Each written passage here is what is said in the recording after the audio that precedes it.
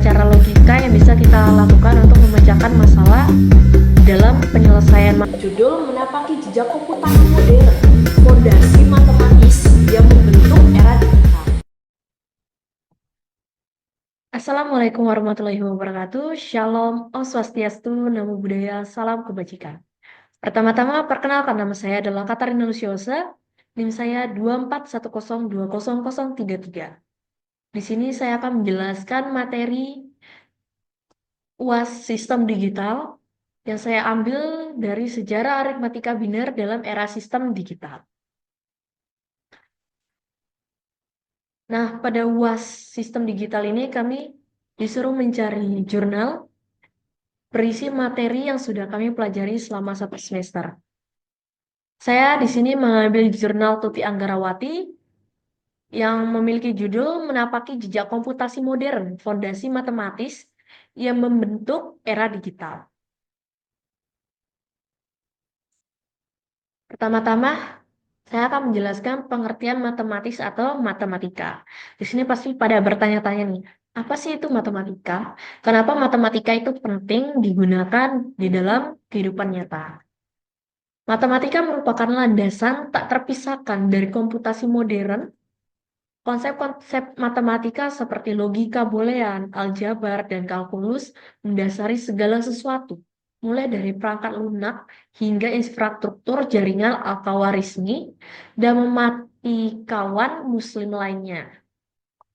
Memainkan peran penting dalam mengembangkan bidang-bidang matematika ini, yang kemudian memengaruhi perkembangan ilmu komputer, dasar bagi kemajuan teknologi digital pada saat ini.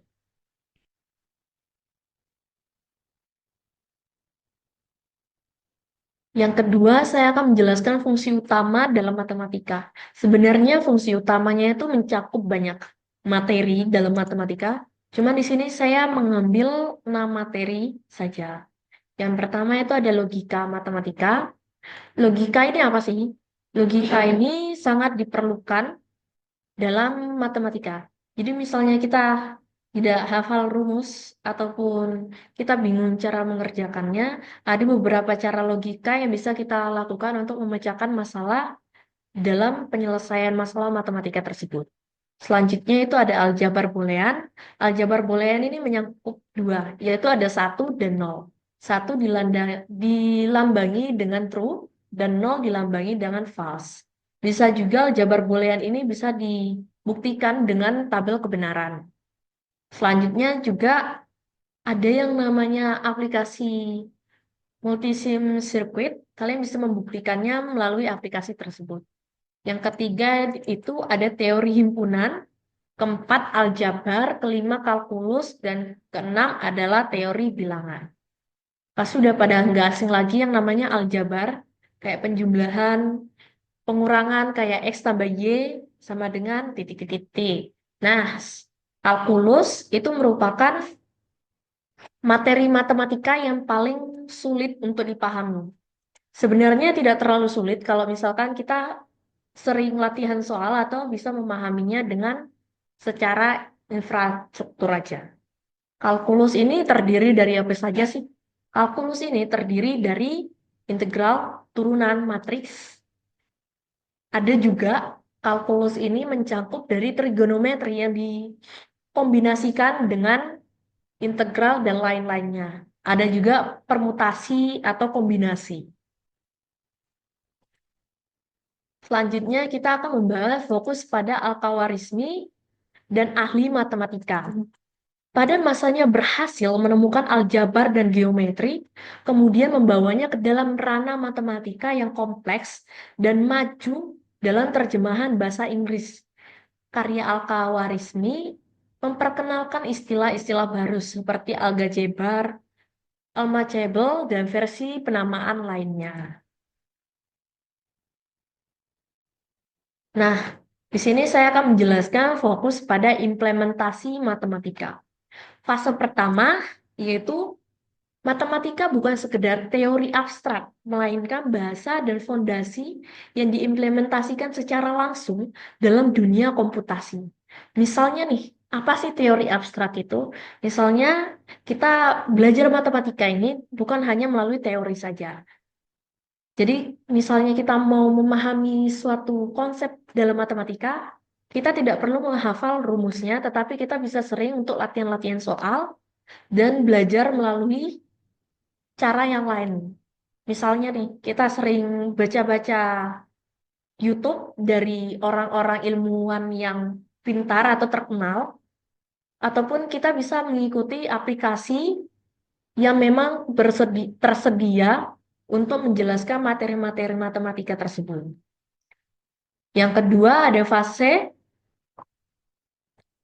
bahasa pemrograman dan arsitektur komputer modern dibangun dengan menerapkan konsep-konsep matematika, memungkinkan komputer untuk memproses informasi dan menjelaskan dan menjalankan juga tugas-tugas yang kompleks di dalam teknologi komputer itu. Maksudnya nih apa sih? Jadi maksudnya di dalam dunia komputer itu kita mempunyai bahasa pemrograman. Nah, dalam teknologi itu sangat diperlukan apa yang namanya algoritma matematika. Jadi jika tidak ada algoritma tersebut, bisa saja teknologi itu tidak berjalan. Jadi bisa dibilang algoritma matematika aritmatika biner ini sangat penting untuk digunakan dalam teknologi. Fase ketiga yaitu matematika memungkinkan komputasi yang kompleks dan efisien dan tanpa pemahaman matematika yang mendalam, perkembangan teknologi digital tidak akan semaju sekarang. Jadi tanpa adanya matematika yang kompleks dan efisien, tidak akan adanya teknologi bisa semaju sekarang. Bagaimana ilmuwan meneliti, mencari, mencoba agar teknologi itu semakin maju, semakin berkembang dari tahun ke tahun. Bagaimana caranya mereka bisa bikin kayak, oh, berarti kita harus menemukan atau mencari cara gimana caranya teknologi ini biar bisa berkembang dan manusia-manusia itu pada tertarik dengan yang namanya teknologi. Selanjutnya itu adalah metode penelitian pada aritmatika biner. Penelitian ini menggunakan literatur review atau tinjauan pustaka. Nah, pada tinjauan pustaka ini mereka tidak hanya meneliti pada suatu teori atau suatu penelitian, tetapi mereka juga melewat